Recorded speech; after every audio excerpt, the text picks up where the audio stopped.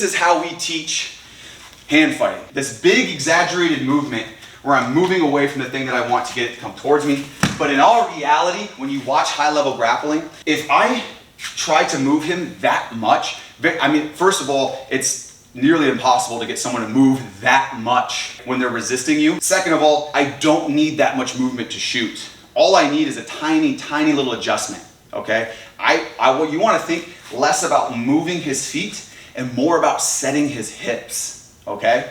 What does that look like and what do I mean by that? So I wanna set his hips. Instead of trying to get a big, big step from him, if I'm trying to shoot this high crotch, a big, big step, which against a resisting opponent, they're just not gonna give that to you. I just need a tiny pull, right? I just need a tiny, his feet aren't even gonna move.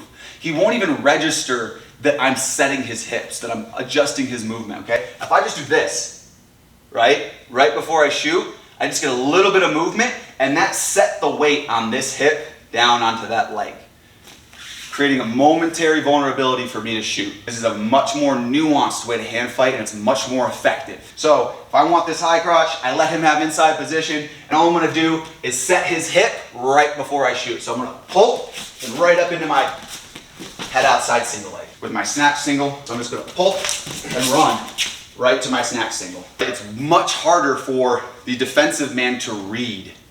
It's much harder for him to realize before I get to my entry, okay?